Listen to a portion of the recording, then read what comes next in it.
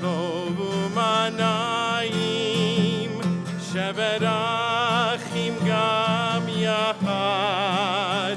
הנה מה טוב ומה נעים, שברחים גם יחד. הנה מה טוב ומה נעים, שברחים גם יחד. הנה מה טוב ומה נעים, שברחים גם יחד. הנה מה טוב ומה נעים, שברחים גם יחד. הנה מה טוב ומה נעים, שברחים גם יחד. הנה מה טוב ומה נעים, שברחים גם יחד. הנה מה טוב ומה נעים, שברחים גם יחד. Page 339. כל העולם כולו גשר צר מאוד, גשר צר מאוד, גשר צר מאוד.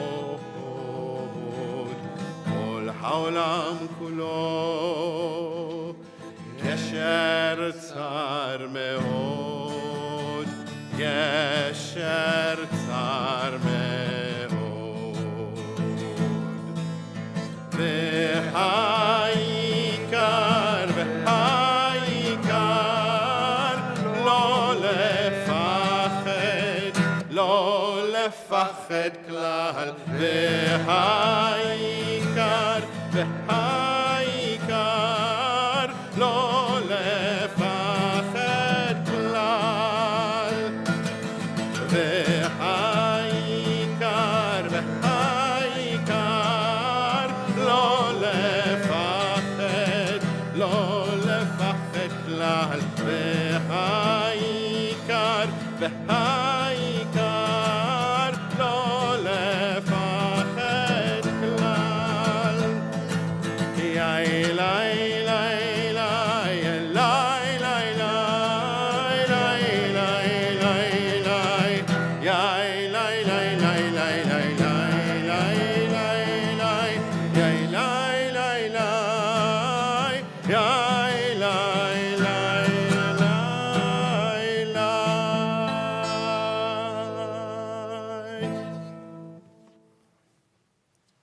Shabbat Shalom. It's great to be together. Great to be together on this Sabbath, to learn together, to worship together, to set aside the uncertainties we live with, to allow for moments of rest and reflection. I'm Rabbi Josh Caruso here with my colleagues, Cantor Vladimir Lapin and Rabbi Rob Nosenchuk. We're thrilled to lead this morning from the Bima and also invite our longtime friend, Scott Simon, to speak a little bit later in the service. In last week's Torah portion, we read about the famous story of Noah and the ark. After the great flood, God says to Noah in the Torah, "Come out of the ark." That may seem like a pretty logical sequence of events, but the Midrash unpacks this seemingly innocuous piece of text. Come out of the ark. The Midrash says, Noah said to himself, "Since I only entered the ark with permission from God, shall I leave without permission?"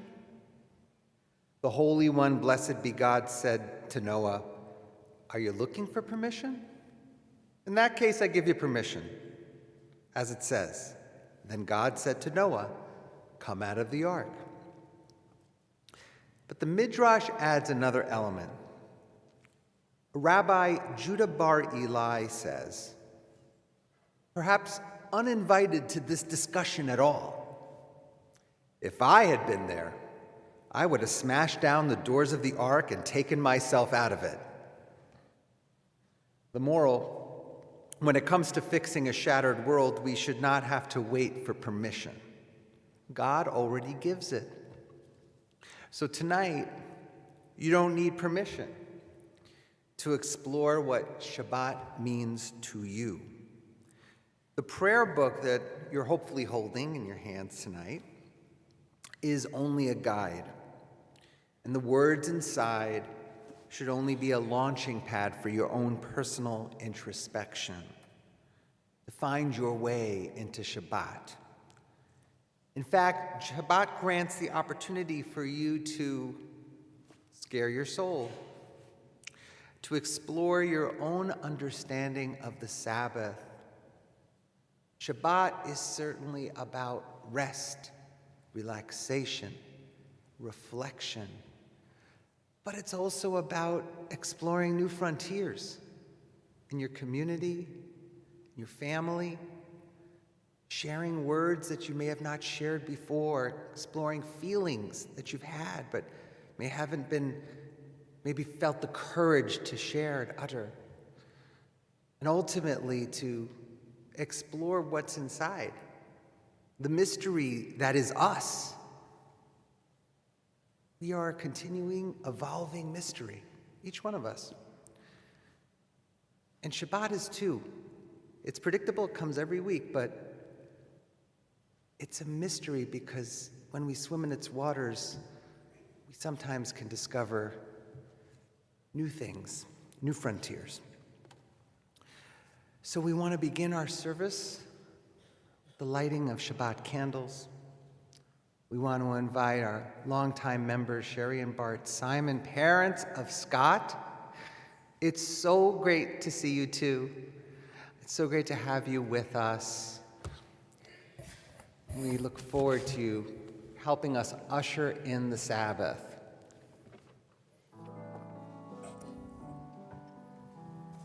Let us light these lights and see the way to you, and let us say Amen.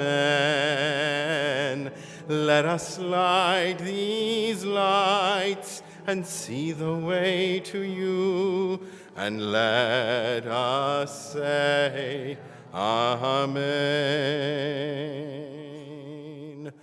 Baruch atah Adonai Eloheinu melech haolam asher kiddushanu b'mitzvotav v'tzivanu להדליק נר של Shabbat.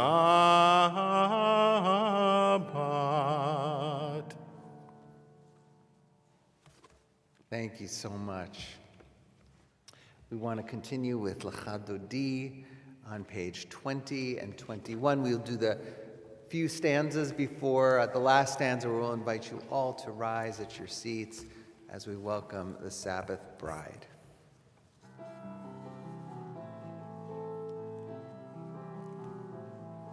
שמור וזכור בדיבור אחד, השמיענו אל המיוחד, אדוני אחד ושמו אחד. לשם ולתפארת ולתהילה לך דודי, לקראת כלה, פני שבת נקבלה. לך דודי, לקראת כלה, פני שבת נקבלה.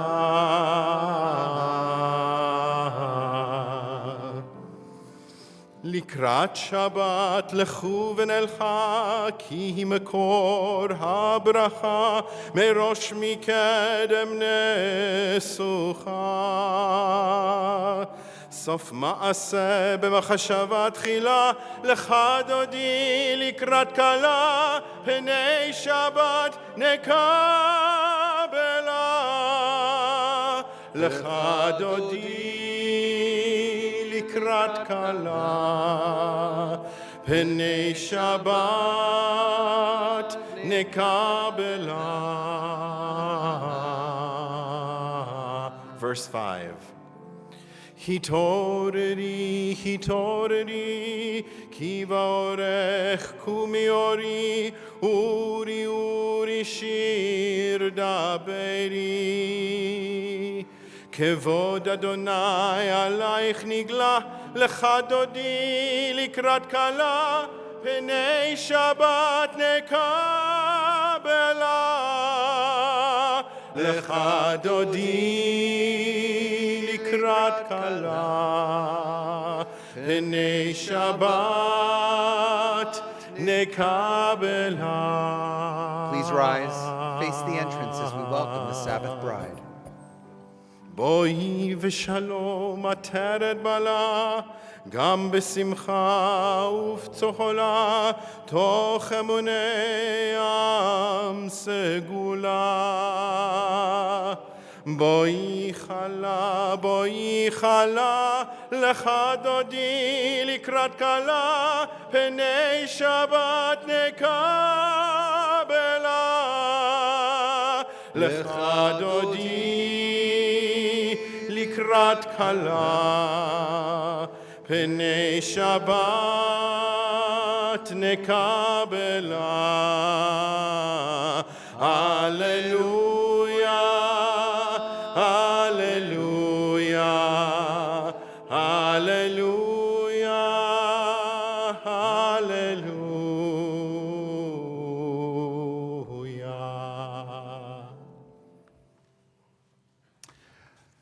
We ask you to remain standing as you are able. We turn to our call to worship, Baruch Hu, page 28.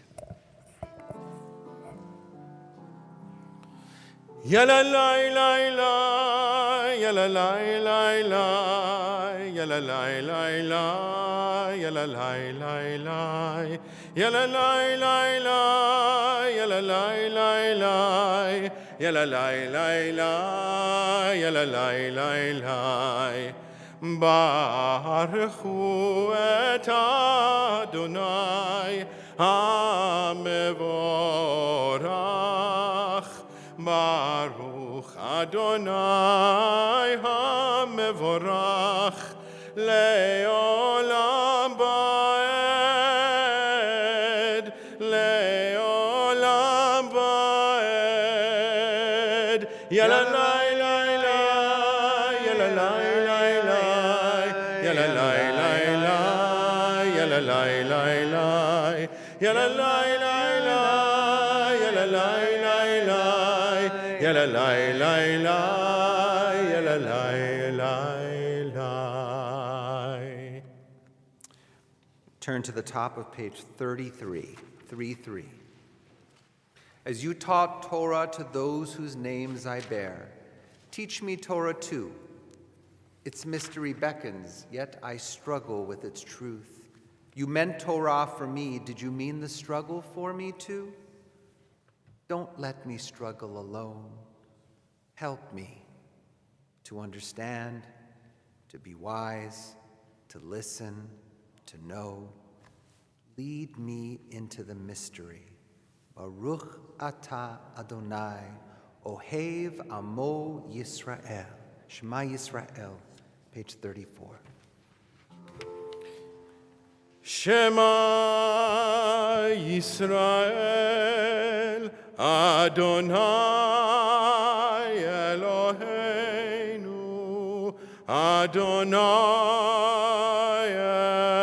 Echad, Baruch Shem Kevod Malchuto Leolam Vaed.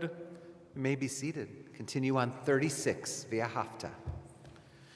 ואהבת את אדוני אלוהיך בכל לבבך ובכל נפשך ובכל מאודיך, והיו הדברים האלה אשר אנוכי מצווך היום על לבביך, ושיננתם לבניך ודיברת בעם בשבתך בביתך ובלכתך בדרך ובשוכבך ובקומך, וקשרתם לאות על ידיך, והיו לטוטפות בין עיניך, וכתבתם על מזוזות ביתך ובשעריך, למען תזכרו ועשיתם את כל מצוותי, והייתם קדושים לאלוהיכם.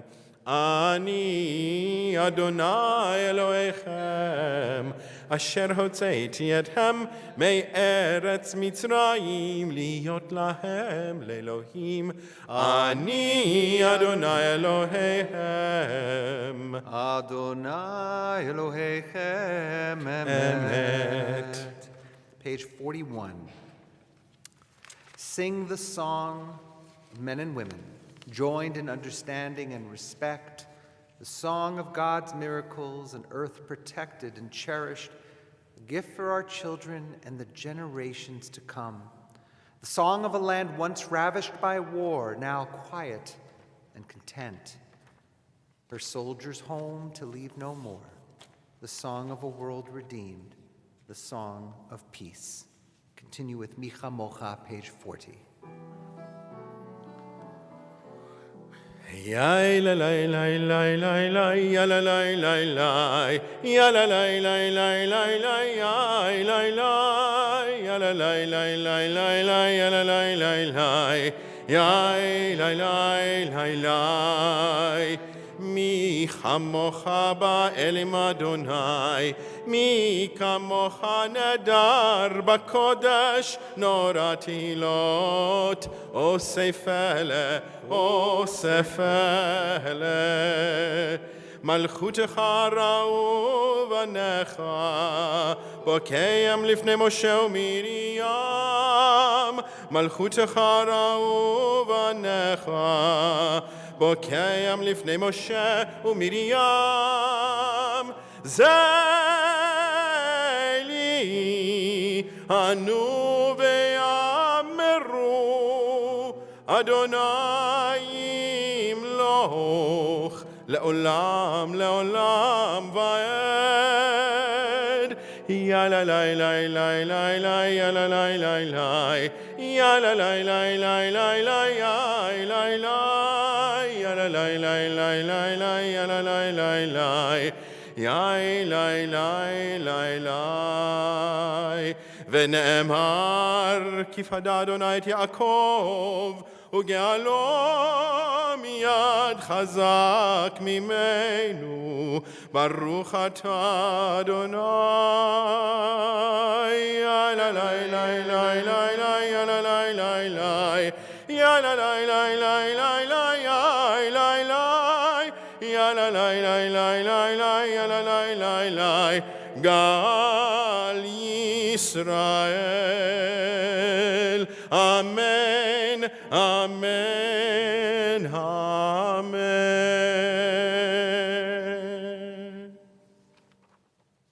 Page 42.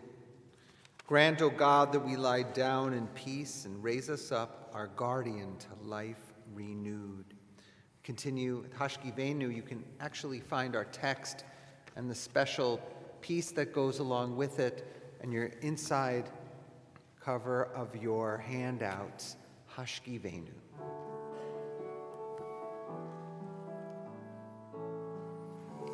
השכיבנו אדוני אלוהינו לשלום, לשלום, והעמידנו שומרנו לחיים.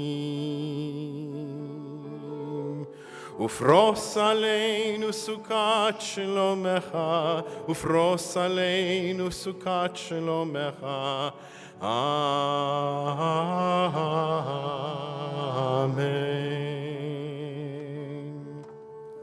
Shelter us beneath your wings, O Adonai. Guard us from all harmful things, O Adonai.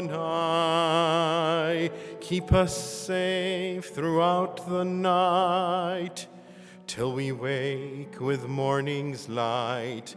Teach us, God, wrong from right. Amen. Hashkivenu Adonai Eloheinu leshalom, leshalom. V'hamidenu shomreinu lechaim. Ufros aleinu sukat shlomecha, ufros aleinu sukat shlomecha. Amen.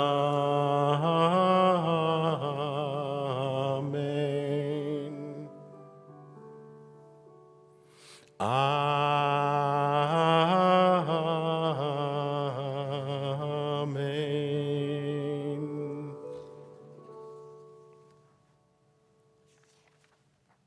Good Shabbos, everyone.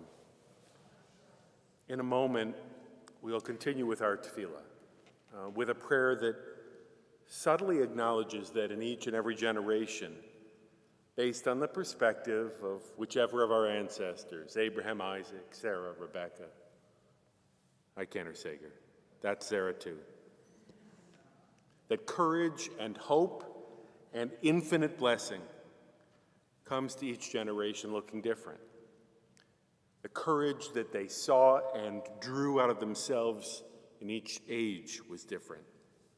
That's true now. Uncommon courage, hope, and faith look different now.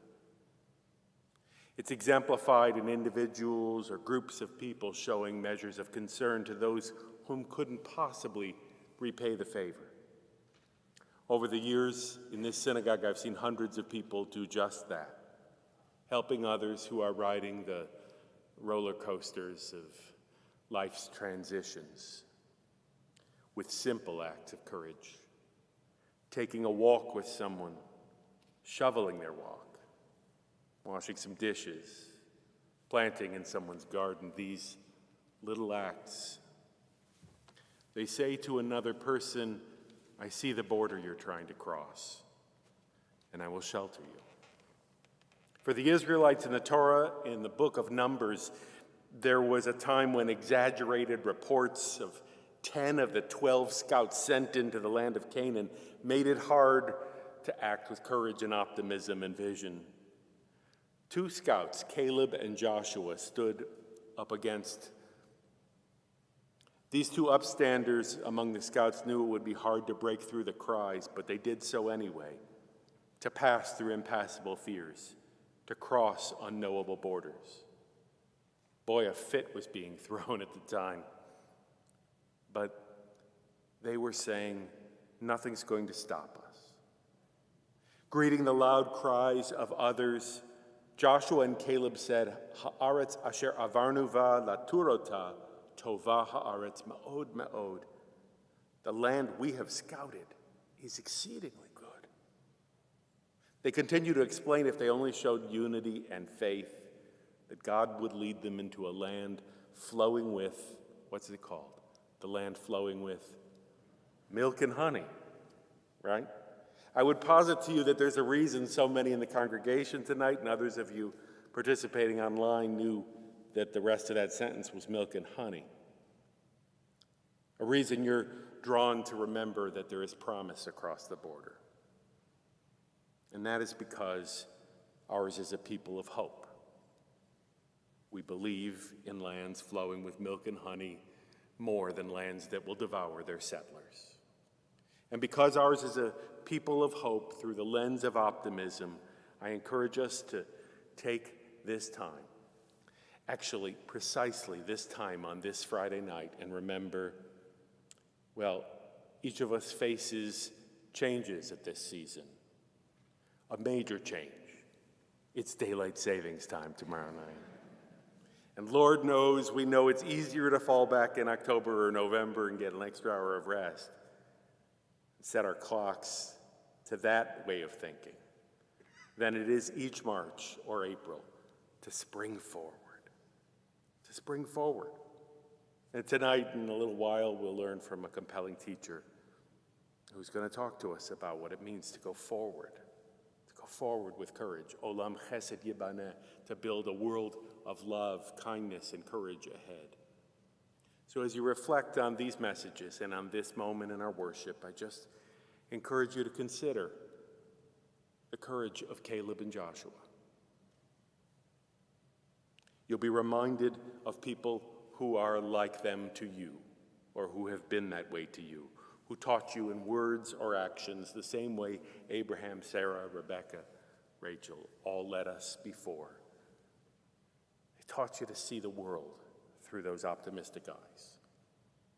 And so when you're ready, I invite you now to turn to page 46 and rise as we continue with our tefillah, praying that our prayer is now that our mouth might properly declare God's praise and glory.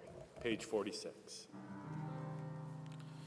Adonai sefatai tiftach ufi yagi tehilatecha. Adonai, open up my mouth, that my mouth may declare your praise. Baruch atah Adonai, Eloheinu, v'Elohei avotenu v'imotenu, Elohei Avraham, Elohei Yitzchak, v'Elohei Yaakov, Elohei Sarah, Elohei Rivka, Elohei Rachel, v'Elohei Leah, האל הגדול הגיבור והנורא, אל עליון גומל חסדים טובים וקונה הכל וזוכר חסדי אבות ואימהות ומביא גאולה לבני בניהם למען שמו באהבה מלך עוזר ומושיע ומגן Baruch atah Adonai, Magen Avraham ve'ezrat Sarah. Atah gibor leolam Adonai, mechayei hakol atah rav lehoshia. Mashiv haruach umorid hagashem. Mechalkel chayim bechesed, mechayei hakol berahamim rabim. סומך נופלים ורופא חולים ומתיר אסורים ומקיים אמונתו לשני עפר מי כמוך בעל גבורות ומידו מלך מלך ממית ומחיה ומצמיח ישועה ונאמן אתה להחיות הכל, ברוך אתה אדוני מחיי הכל. אתה קדוש ושמך קדוש, וקדושים בכל יום יהללוך סלה. ברוך אתה אדוני האל הקדוש. You may be seated now.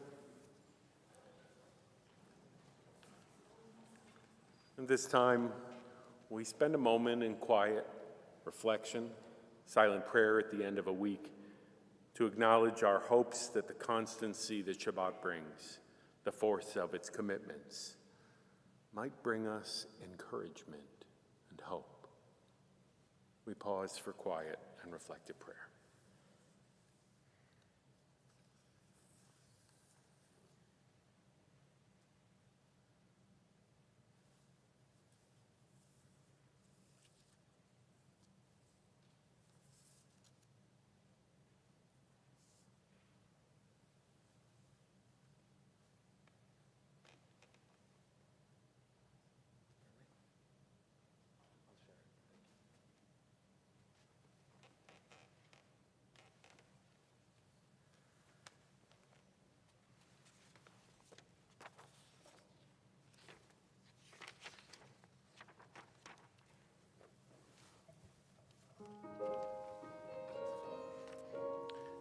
the words in your program.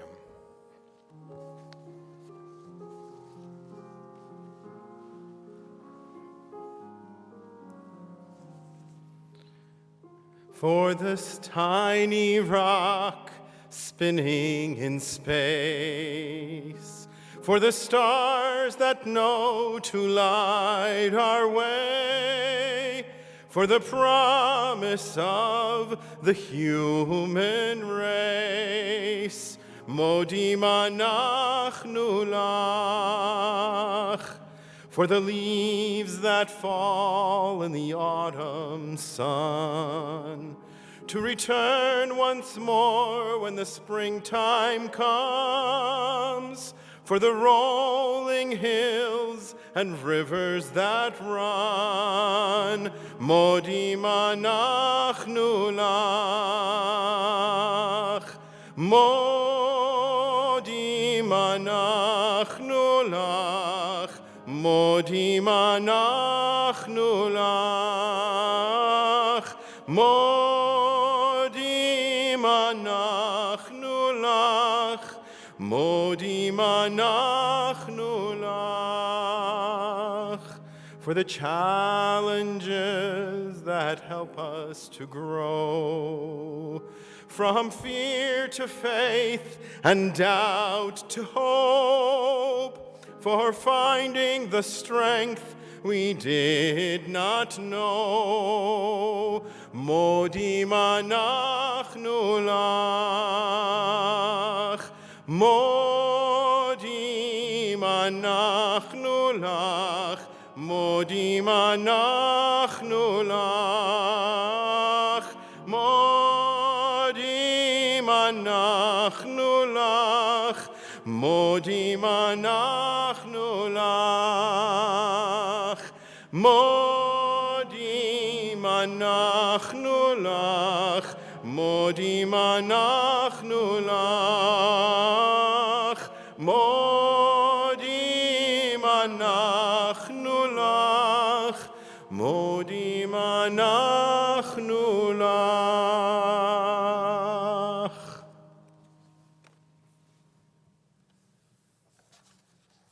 This time in our worship, we offer prayers of healing and strength to all those who are struggling now with illness, pain, or anxiety. We ask God's assistance and everyone around each and every person who is living with illness now, to acknowledge the humility and the courage and patience it takes to give care. Let us not be discouraged at times when we are struggling with illness.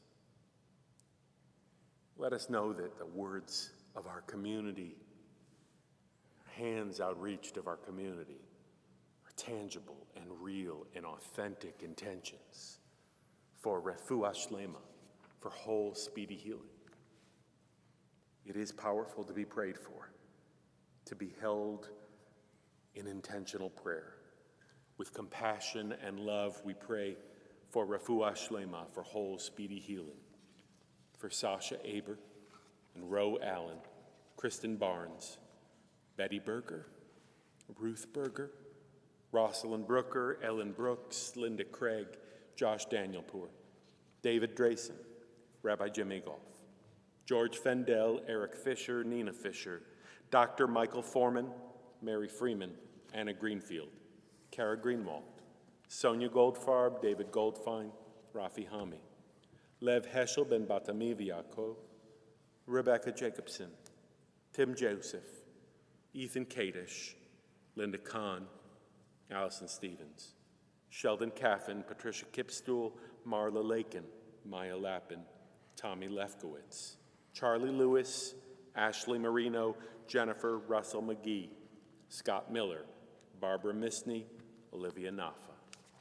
Our Rabbi Robert A. Nosenchuk, Carol Plank, Jewel Price, Gail Ray, Bernice Reef, Joseph Rocchio, Cheryl Roseman, Ben Rasa, Frank Rubin, Gordon Safran, David Schlein, Stephen Schlein, Alan Schwartz, Bob Schwartz, Sharon Schwartz, Greg Selker, Mona Sankfor, Steve Shacknow, Linda Snyderman, Estelle Slutsky, Judy Solange, Liviana Bree-Solzer, Harold Tickton, Brenda Tinker, Misha Tsaitlin, Alan Tuckerman, Angel Wisner, Richard Wilson, Isabel Wolf, Ricky Ziv, Eliza Bat Yitzchak Chaim HaKohen Vizelda Jenny, Kayla Bat Pesach Miriam, Mordechai Ben Henya, Aharon Ben Shmuel Virachel.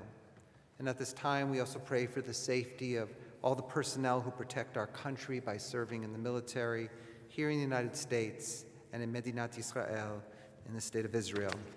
May God watch over them and help us all to heal our world. We know the list is filled with many names, but we know there are many more.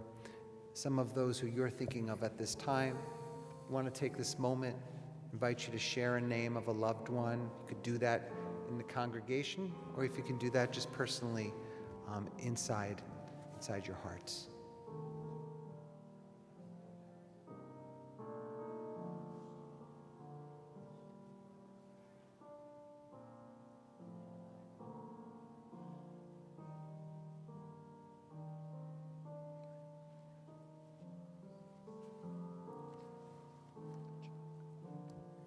Think about those who suffer from addiction, depression, anxiety, those maladies that are felt but can't always be seen to the human eye. We hold them all close, and if you yourself are in need of healing, we want to hold you in a collective embrace as we continue Tefillat Mishaberach. Mishaberach Avotenu Mekor habracha leimotenu. May the source of strength, who blessed the ones before us, help us find the courage to make our lives a blessing, and let us say Amen. Mishaberach imotenu Mekor habracha leavotenu. Bless those in need of healing with refuah shlema, the renewal of body, the renewal of spirit, and let us say Amen.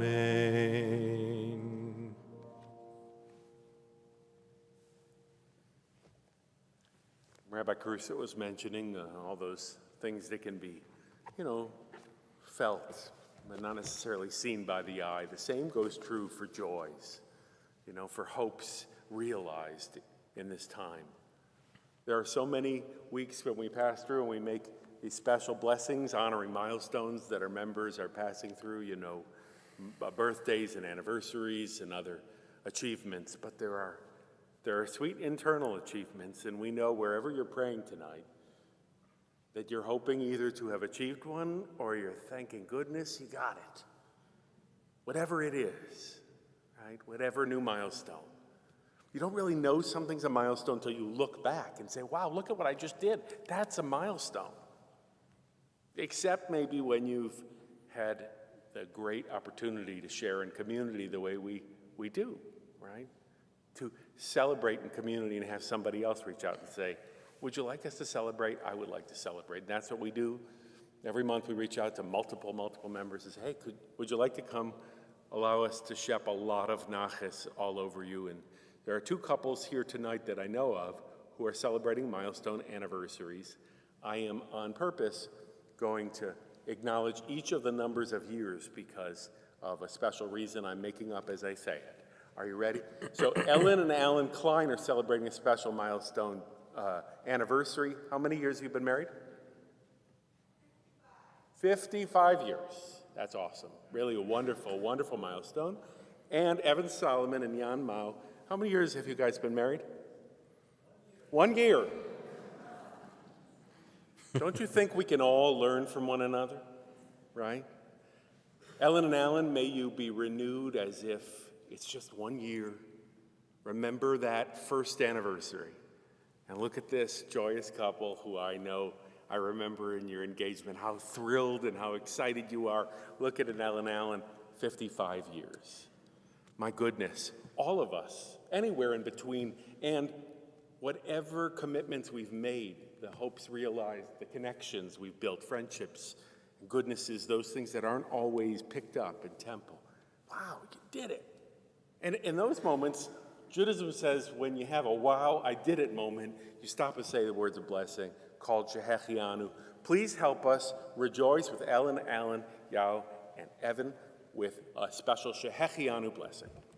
Baruch atah Adonai Eloheinu melech haolam shehechianu v'kiyemanu v'higianu lazman hazeh.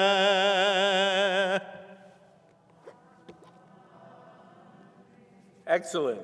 Blessed are you, eternal our God, ruler of the universe. You've given us life, sustained us, and brought us to these joyous moments. Amen. I guess I really introduced the milestone blessings in that way on purpose because I'm having one of those, wow, I did it moments. I got Scott Simon to come back to this temple to speak. I've been working on this for a while. I have. I first met Scott Simon right here in this building, but it wasn't much of a meeting. You know, it was, oh, hi, Shana Tova, Happy New Year. We spent time being acquainted with one another because we frequent every last same coffee shop in Cleveland. And believe me, Scott drinks a lot of coffee in Cleveland. But Scott came and invited me out to coffee shortly after another time where we met, our eyes met in this sanctuary at a time of a tragic event, a very sad event in the life of a member family in this congregation, with whom Scott was close, and me as well. And we sat down shortly after that funeral, and Scott, in addition to talking with me about his grief for that person and his feeling for how to extend his kindness to the family, well, I don't remember his exact words, but Scott basically said something like, you and I are supposed to be friends. We're supposed to be connected. I'm going to identify that as an act of courage. It doesn't sound like one, but the guys in the room know what I'm talking about. Guys don't reach out to one another for coffee and one-to-one look each other in the eye and say, you know, we're supposed to be friends. It's not that Scott and I didn't know common people. We have like 11 gazillion common social media friends, but it was different. What Scott was offering me then is something that has been a gift to me. His companionship, his guidance and insight, and we have offered it to one another. Scott grew up in this congregation and we've been quelling over him all through the services. He brought, a third of his bar mitzvah tables with him. But we're especially celebrating, Scott, tonight the opportunity to learn from you and to help the word spring forward from this proud bima, where we have encountered one another before, that you have written a marvelous new book called Scare Your Soul, 7 powerful principles to harness fear and lead your most courageous life. Scott didn't set out to write a book. He set out to start scaring souls. And before you know it, people got interested in what he was up to. Scott describes himself as a happiness entrepreneur. He has spoken across the world, given a TEDx talk. His goal is to inspire individual and global change through small acts of courage and kindness. He co-founded a happiness incubator, has studied with international thought leaders. He acts as a life coach, focusing primarily on creating flourishing lives post-divorce, and leads mindfulness meditations, and has given his rabbi some competition by serving as an officiant at many local weddings. Scott is the proud son of Sherry and Bart, and he has many, many more achievements that he's leading here in the Jewish community. He was happy enough to come on the night I asked him to do, even though it was within 48 hours of landing from Israel, where he had been leading the Jewish Federation's Overseas Connection Committee on a special, very, very special mission. Scott is the president of North Point Realty and on the leadership of Shoes and Clothes for Kids and director of the Cleveland Jewish Publication Company. Scott, I've just about had it with your bio here, and I think you have too. So I'm thrilled to invite you back up to this bema, where Cantor will lead you in your bar mitzvah Torah blessings once more.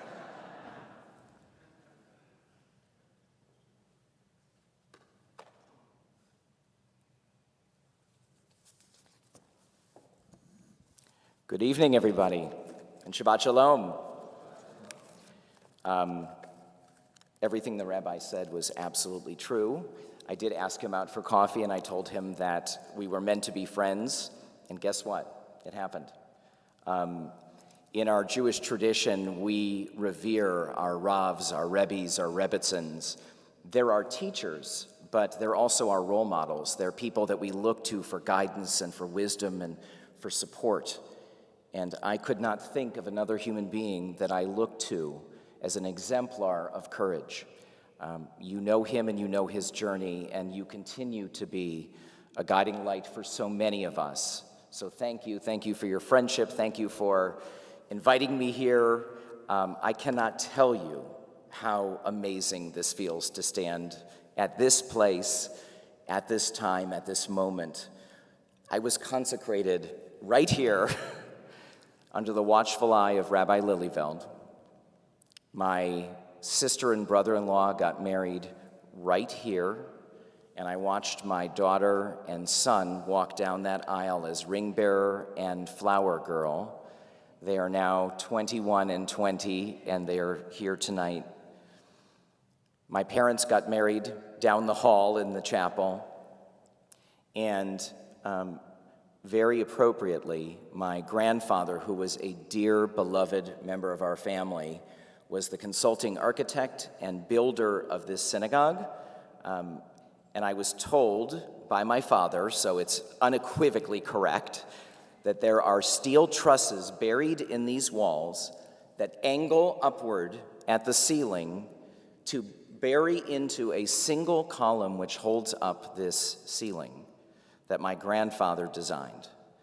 So metaphorically and literally, members of my family have helped keep the roof above this congregation for generations, and it is so incredibly powerful for me to be here.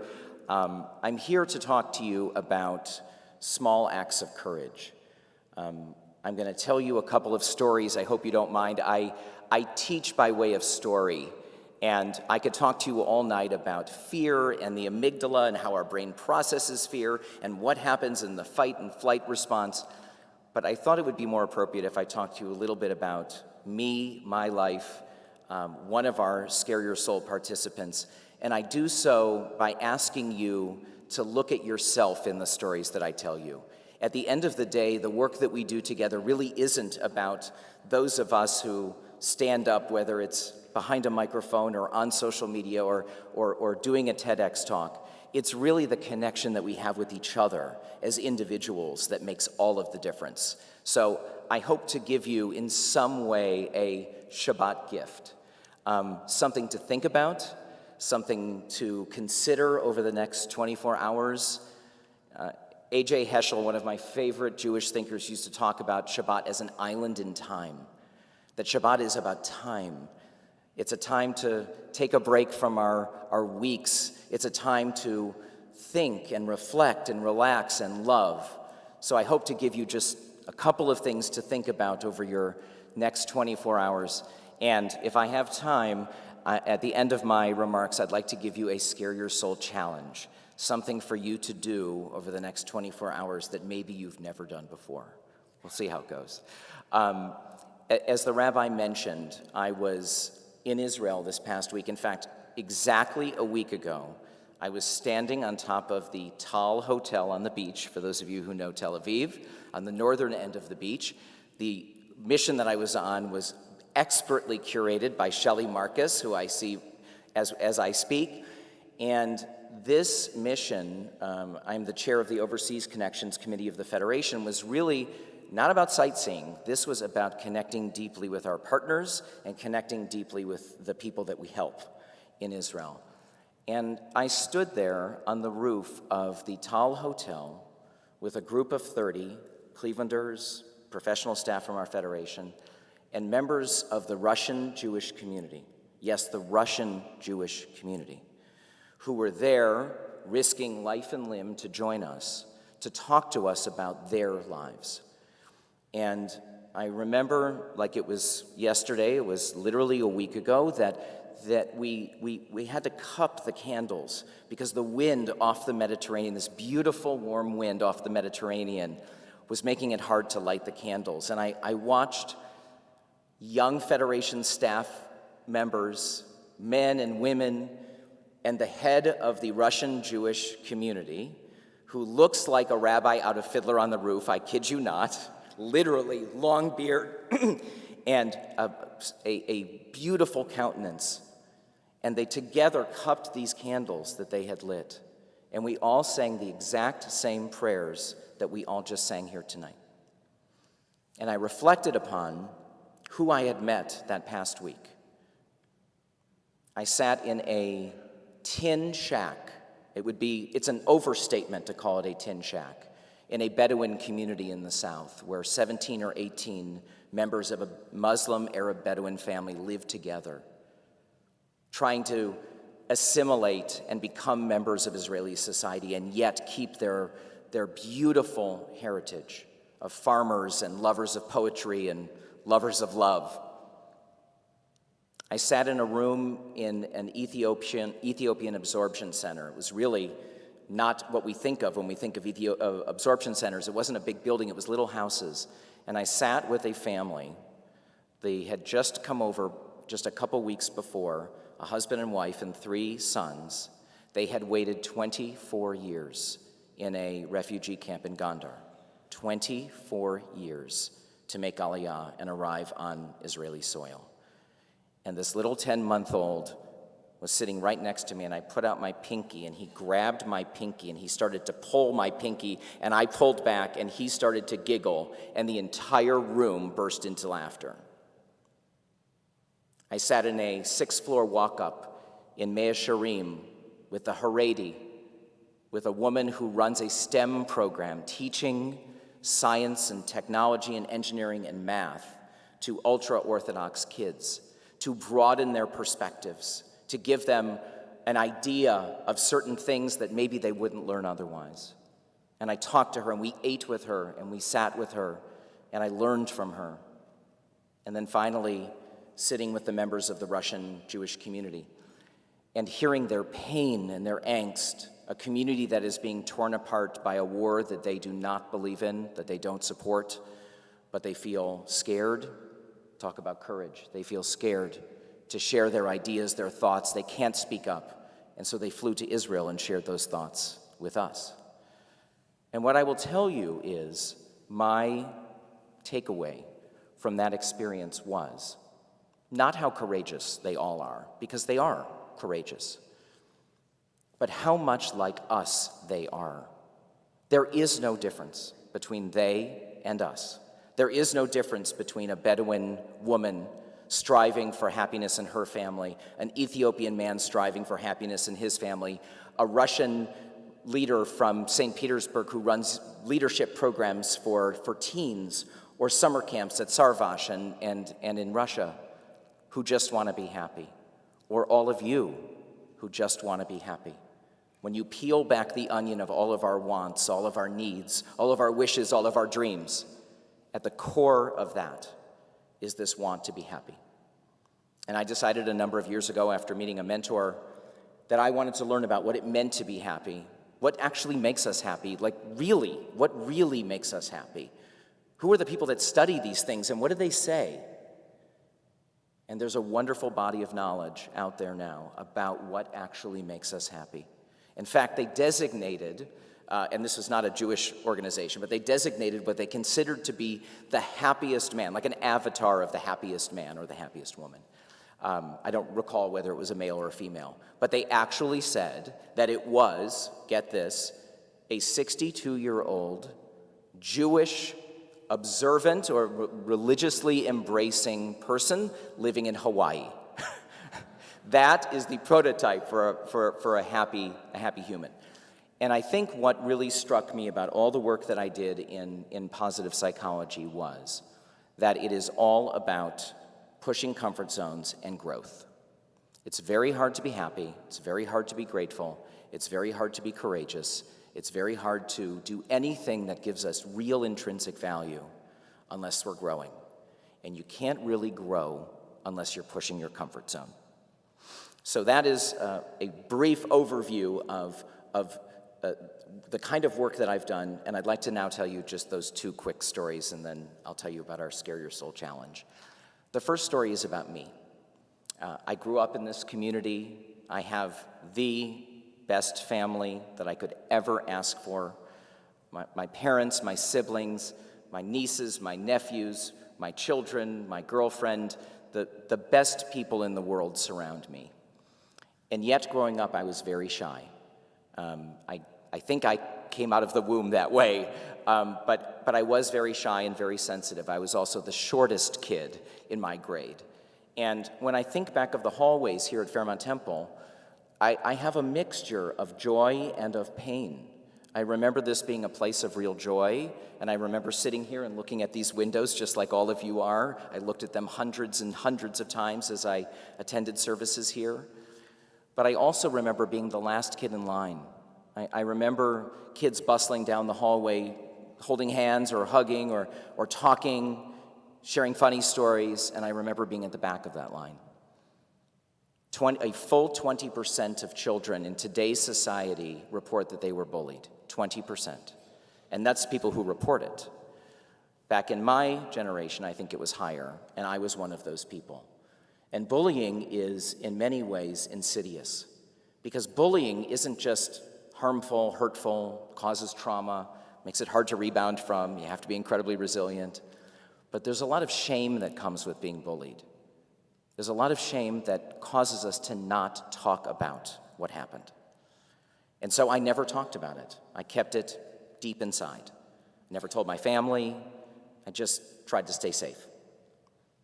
And in 4th grade, I had an experience with a choir teacher. This story's not going to be terribly long, don't worry. I'm not going to tell you my entire life. But I come from a very musical family. Unfortunately, not on my dad's side, but on my mom's side. We love music, and we used to sing. My grandmother was an incredible piano player, and my entire childhood, I remember singing. And then in 4th grade, at a preparation for a choir concert, the substitute choir teacher lost it on me. I couldn't hit one line in 76 trombones from the Music Man. And he got angry. And he tried again. We had to start again, and I did it again. I missed the pitch, and he got real angry. And I remember he stormed towards me. He was wearing a Hawaiian shirt with these big palm trees on it. And he stormed towards me, red in the face, and he said, "You, don't sing. Just mouth the words." And he said it in front of the entire grade. Now, when I look back on it now, I'm okay. It's humorous, but then it was the worst thing that could have happened. It kept me stone-faced. I couldn't move. I couldn't move a muscle. And from that point forward, I never sang in public again. For 35 years, that one comment changed my life. I went from being someone who loved singing to someone who hated it. Now, I learned all this wonderful information about positive psychology, and I learned that it takes action to reverse a trauma. Now, there are many ways to reverse traumas and deal with traumas. And there are professional ones, and there's medication, and there are all kinds of different ways that we deal with past traumas. But in this particular case, my antidote was action. So, as I was beginning to start an organization called Scare Your Soul, I decided that I was going to confront my demon. How was I going to do it? I chose to grab a guitar and sing in front of a busy restaurant on a Sunday morning. The Inn on Coventry, as many of you know, is a brunch mecca. It is a place where people stand in line in front as they wait for their Belgian waffles and their tofu scrambles. And I decided to bring my guitar and to sing in front of those people. I even drafted my sister, who has a beautiful voice, to come join me. I will tell you, as I opened that guitar case and the song started, Simon and Garfunkel, there was a look of annoyance. There was a look of near anger. Who are these people? Why, when you bring out a guitar case and you start singing, why would you not be good? Why would you be so terrible? Because I was really terrible. But by the time we finished, and I put my guitar back in the case, and my sister went one way and I went another way, it was almost like I could levitate back to my car. There was this feeling like running through my veins of joy and of freedom, of feeling like nothing could hurt me. And that demon that had been on my shoulder for 35 years was gone in minutes. In minutes. So, this was an interesting lesson. I came back and I wrote a Facebook post about it. And this is back in the day when Facebook was a little bit nicer. And I posted this experience on Facebook, and I said, if anybody else is interested, I tend to be, I'm a cheerleader, so I want people to do things that I find really powerful and amazing. And I said, if anybody wants to do this, well, the post went viral. It was shared hundreds of times around the world. I got emails from Poland and Kazakhstan and Iran and all around the world saying, that was amazing, I'm going to do my thing next weekend. And then they did. They literally did. And they didn't do my challenge. They did their own. They did things that moved them. And so it was almost like I was handing out a global permission slip. I wasn't doing it for them. I was just saying, hey, this is something you can do. I did it. Join me.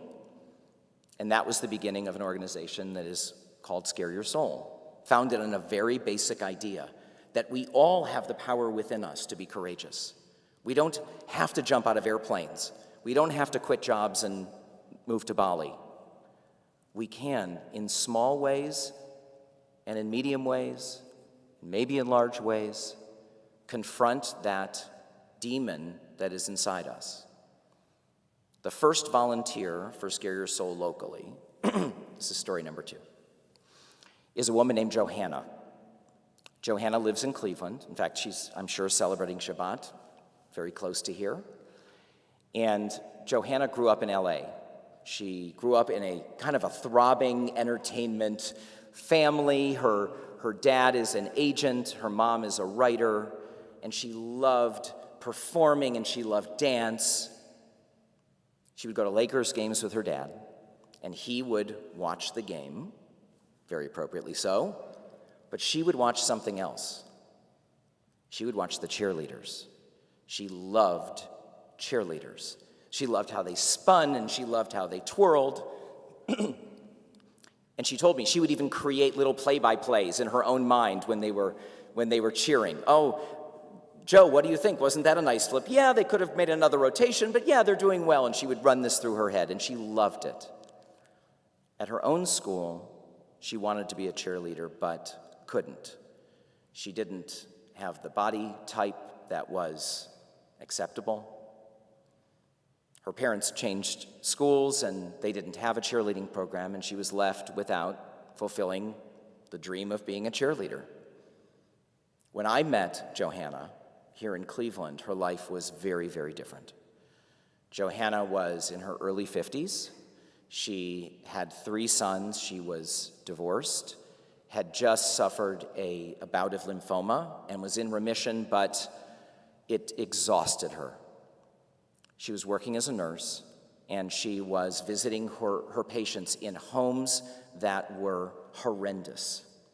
She used her own money to go out and buy supplies to bring home to be with her patients, to keep them healthy, to keep them clean, to keep them happy. It was a rough life for her. And so when I created Scare Your Soul, she called me and said, I think I'd like to do it. And I said, great, I'd love for you to do it. What are you going to do? What's your Scare Your Soul challenge? And her first one caught me off guard. She ended up not doing this. It was dancing with a snake. And I thought, you know, for a number of reasons, that's probably not a great idea. And I'm not sure, snakes are kind of like a phobia. It's not something that's deep inside of us. Come up with something else. And she did. She called me and she said, I just made a phone call and I'm freaking out. I called Shaker Heights High School and I left a message for the athletic director. And I said, hi, my name is Johanna.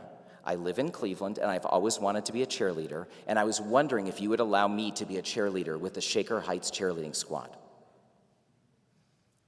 She was mortified that she had done this until 20 minutes later, she got a phone call back from the athletic director saying, oh yeah, I love the idea. I have to run it past the girls, but I'm gonna talk to them, and I'm talking to the cheerleading coach. The next day he called back. They all said yes. They would love for her to be a cheerleader for a day. So she went into practices, she tumbled and she danced, and her biggest concern, she told me, was would she fit into the outfit, the cheerleading outfit that they gave her.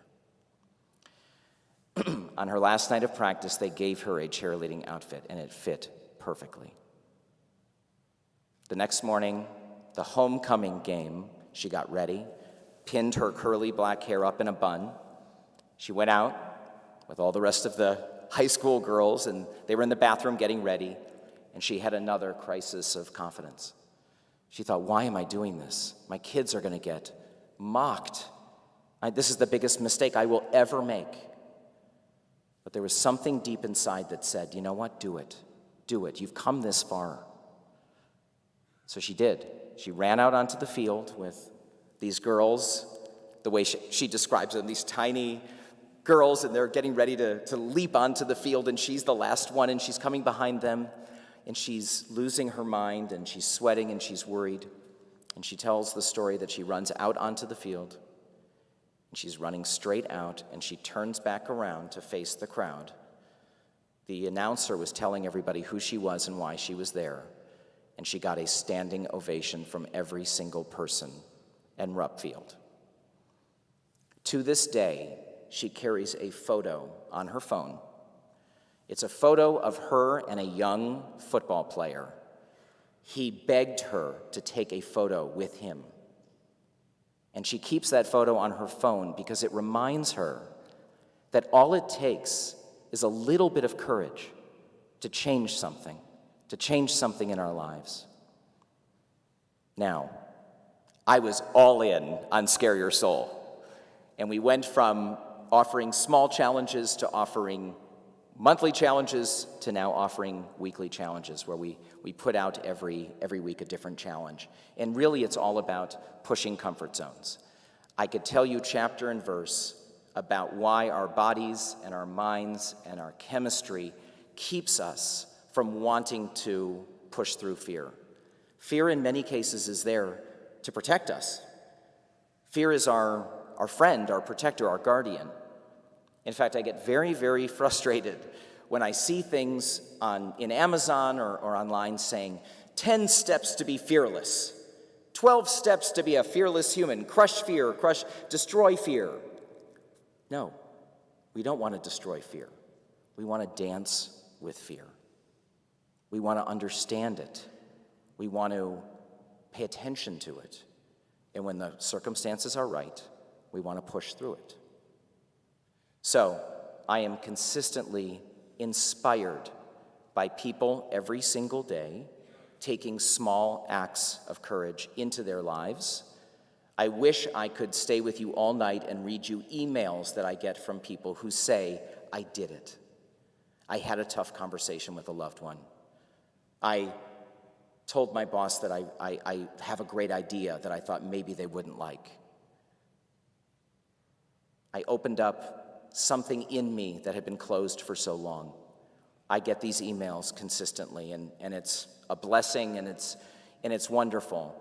But I'm really, really happy for them that they found a path. Now, I will tell you, the key thing about a courage practice is it's a practice. Just like you don't run a marathon by strapping on a pair of shoes and going out and trying to run dozens of miles, it is a practice.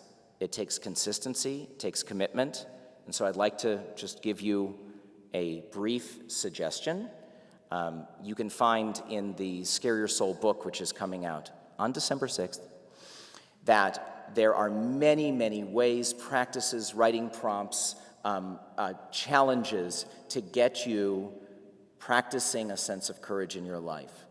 The principles that I work with are awe, transcendence, gratitude, forgiveness, energy, work and creation, curiosity. Can you be courageous? Can you find courage to forgive? Can you find courage to be grateful? Can you find courage in your work life, in your volunteer life, in your civic life? And how do you do that? And how is it real for you? How is it authentic for you? The key is small, consistent actions. That's what the science says. That's what my experience has said.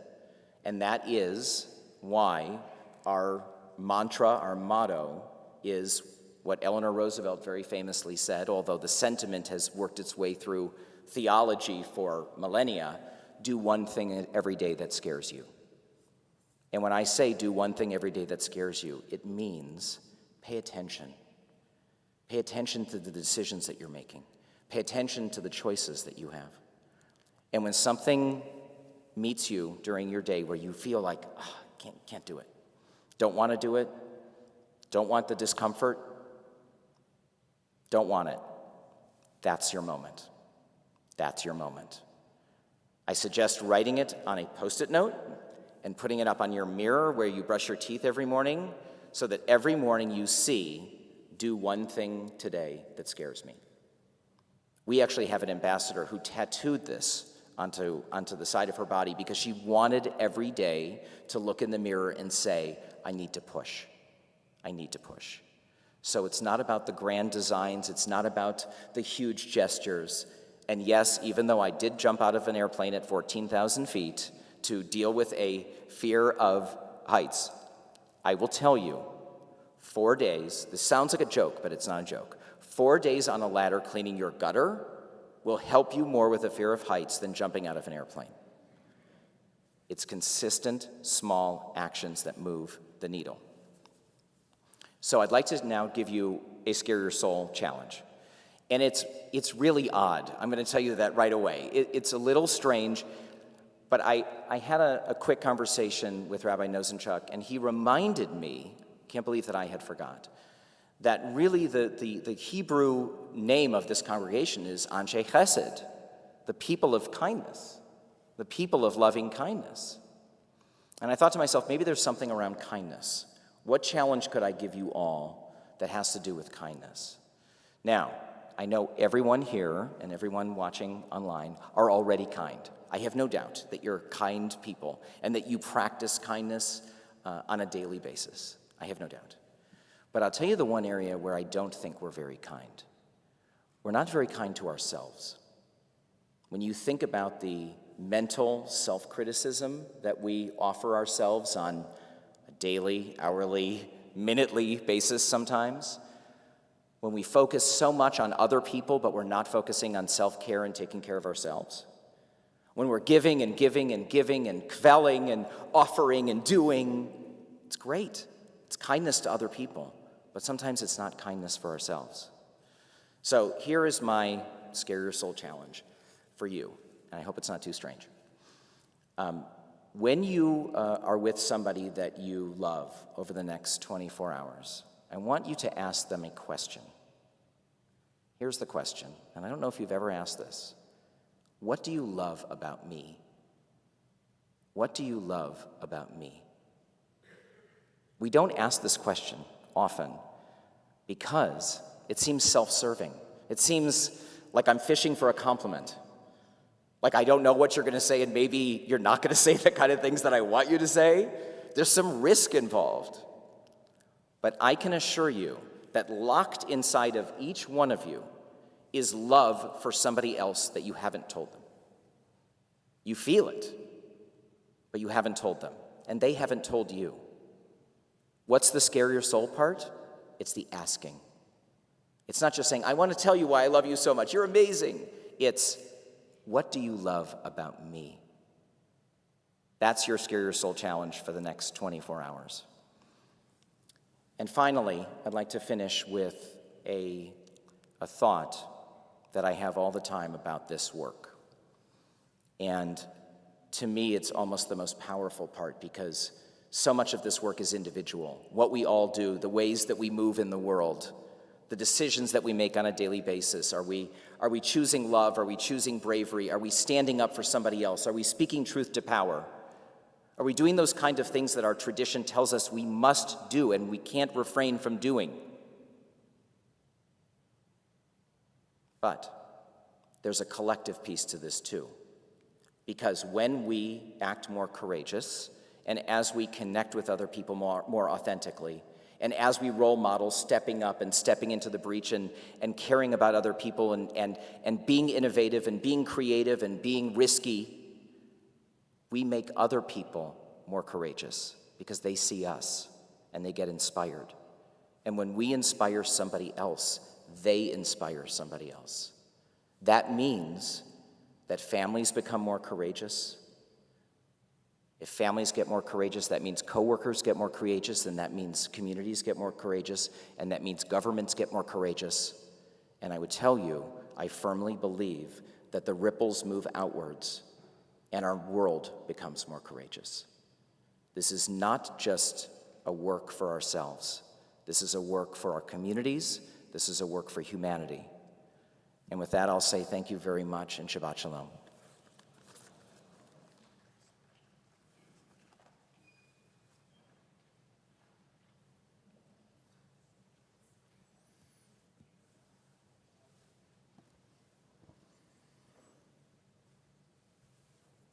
Well, we can't go back, can we?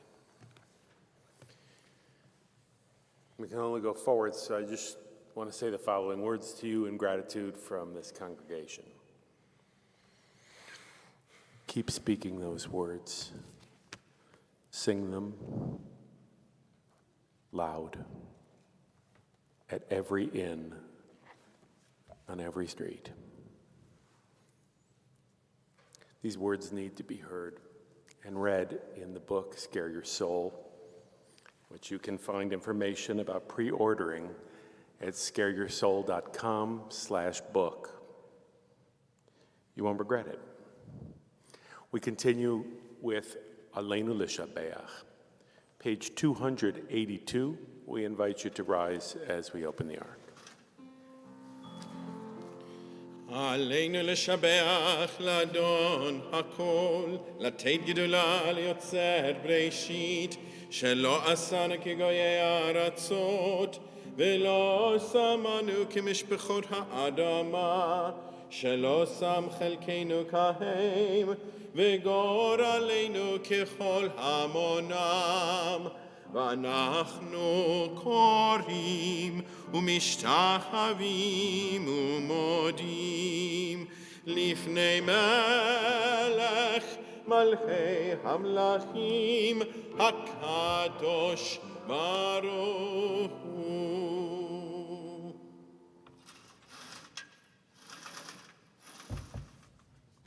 You may be seated. Continue now with the Mourner's Kaddish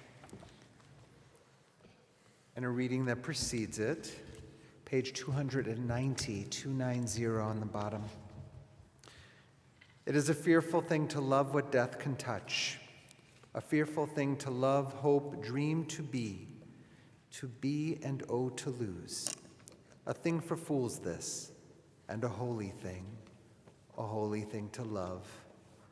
For your life has lived in me, your laugh once lifted me, your word was gift to me.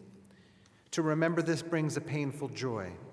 'Tis a human thing, love, a holy thing, to love what death has touched.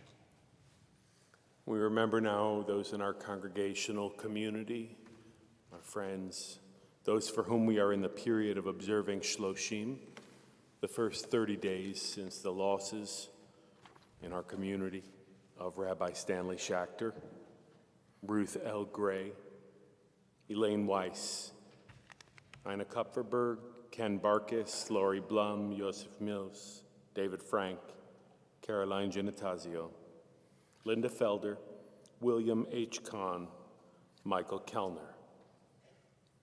We remember as well those for whom this Shabbat is the occasion of their yahrzeit, the anniversaries of their death. We remember Jean Friedlander Abrams, Edith Adler, Rose Arnold, Hattie Freilich Atlas, Fred Babin, Rosaline Levitt Bamberger, Faye Bleweiss, Rachel Blumenthal, Irving M. Bussey, Rose Levy Eckstein, Herman Eisen, Jane L. Emsheimer, Stephen Lewis Fishman, Charles Flaxman, Beulah Fleischman, Belle Frankel, Betty P. Freed, Sarah Friedlander, Leonard B. Ganger, Theodore Ganger, Donald Gaynor, Aaron Gelfand, Ethel Gelfand, Esther Gisser. Celia Goodman, Louis Gruber, Fanny Hawley, Gladys S. Hirsch, Minnie Hess, Elaine Hirschon, Max Joseph, Dale A. Kahn, Julius Kahn, Adelaide Cohn, Regina Gutman-Kaliski, Henry Kozakov, Earl Kraft, Esther Leto, Isaac Levi, Albert Licker, Joel Walter Lurie, Meyer J. Marcus, Harry Marmaros, Rose Mechanic, Joseph R. Merlin, Harry Moss, Abraham Mulbaum, Yaffa Mulbaum. Dave B. Nathanson, Francis J. Nuger, Raleigh New, Saul Pissell, Joseph Price, Martin L. Raymar, Jennifer Hope Reiches, Jesse Israel Rembrandt, Harry Rich, Joanne Rosen, Isidore I. Rosenstein, Irene Winograd Rusick, Joseph Shiner, Norma Shermer, Belle Schneider, Bernard Seid. Etta Rosa Scholleman, Anna Schulman, Nathan Siegel, Rose C. Siegler, Dr. Charles M. Stein, Charles A. Stone, Gertrude P. Erdang, Hyman L. Weintraub, Shirley Wiesenberg, Sarah Wexler, Lenora R. Wolf, Samuel Zipser, Henry Zucker. To this list we add the names of the 6 million who perished in the Shoah, those who died in the Holocaust. We say Kaddish for all those who have no one to say Kaddish for them. We invite you now, if you're a mourner, mourning a loved one who died in the past 30 days, Shiva, Shloshim, the past year's cycle, or in the period of Yahrzeit, to rise at your seat so we can know you in your grief.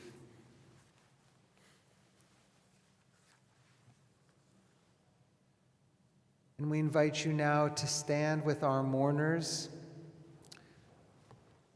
gather together, holding them up, shoulder to shoulder. Page 294, Kaddish Praise. Yitgadal, Yitgadash, Shemei Rabbah.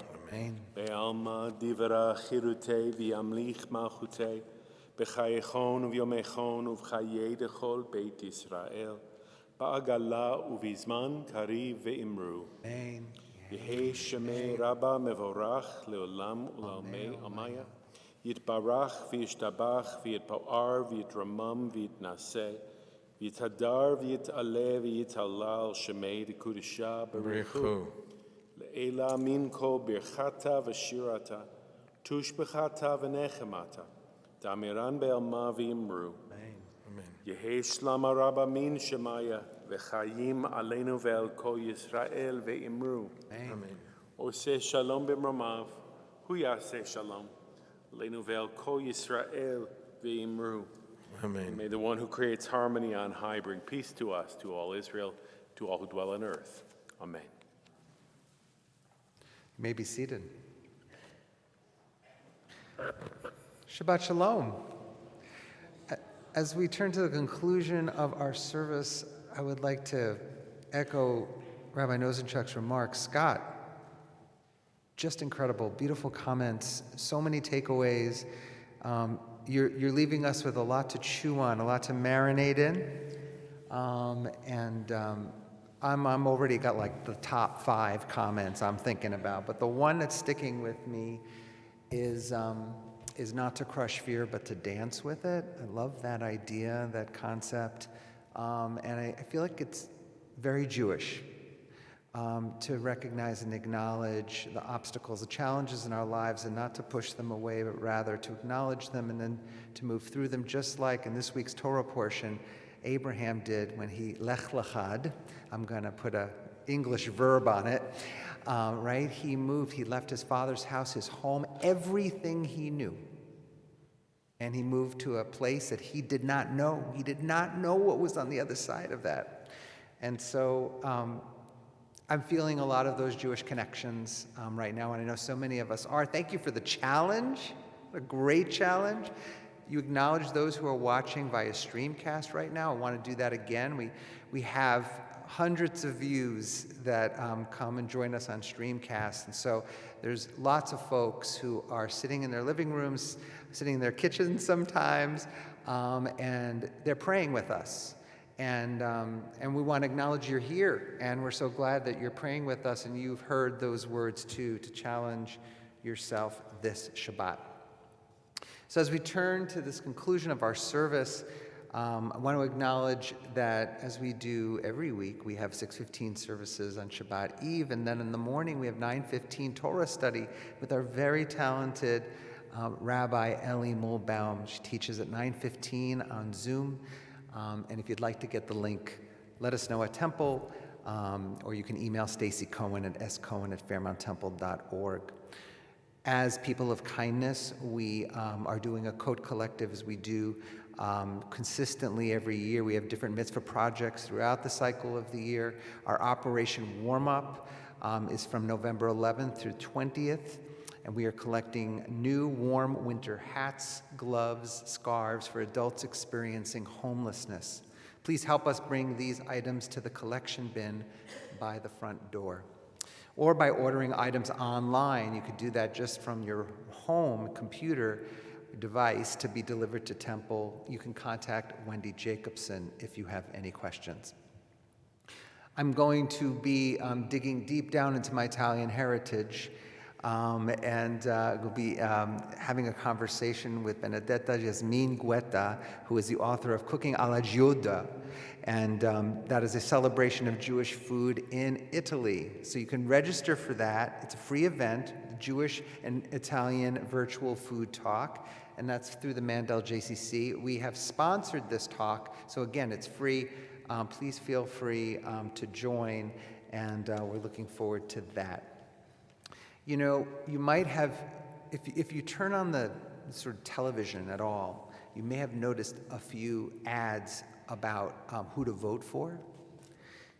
I know we're all looking forward to those ads concluding, but we want to encourage you, as we do each and every time the election polls are awaiting us, to do your research and to vote. You need to vote your values and your conscience and have a say. We all have an investment in this beautiful and challenging country we call the United States of America. And when you vote, you're making a gesture to say, I'm here and I want to make a difference. And if you want changes, that's the way we do it in part. Just outside just inside of our main door entrance, the Greater Cleveland Congregations has created a voter guide. So there's a few of them in the kiosk. Please feel free to join to grab one of those. And it lays out some of the issue areas, not telling you who to vote for, but rather some of the areas involved. We actually had some forums with candidates. So please take that. If there's no more left, you can just go online to greaterclevelandcongregations.org and you can download the PDF. Fantastic. I want to take this moment and thank our Dr. David Gooding, our musician and accompanist, and just musician extraordinaire. Thank you, David. As always, we appreciate you. I want to acknowledge our Cantor Laureate, Sarah Sager, who's praying with us tonight and joining us, and big fan of the Simon family. You've known them longer than all of us, and so great to have you here and be with you tonight. And thank you to our ushers and our greeters, as always. Cantor. Please rise. I invite you to join with me. Baruch atah Adonai, Eloheinu melech haolam, borei peri hagafen. Everybody say L'chaim. Baruch atah Adonai, Eloheinu melech haolam, hamotzi lechem min haaretz. B'tei avon. Gesher Tzar Meod. Page 339. Kol haolam kulo gesher tzar meod, gesher tzar meod, gesher tzar meod. Kol haolam kulo gesher tzar meod, gesher tzar meod.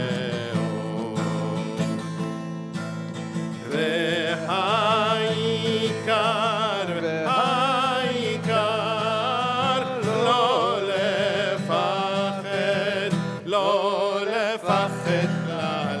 V'ha'ikar, v'ha'ikar, lo lefached klal.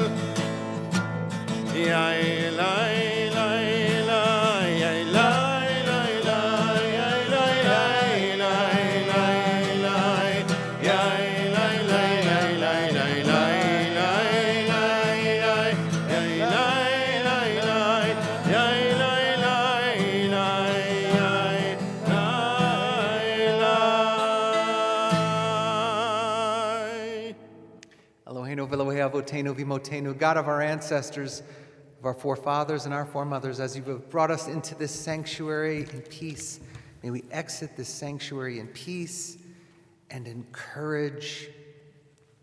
And we say, Amen. Amen. Shabbat Shalom.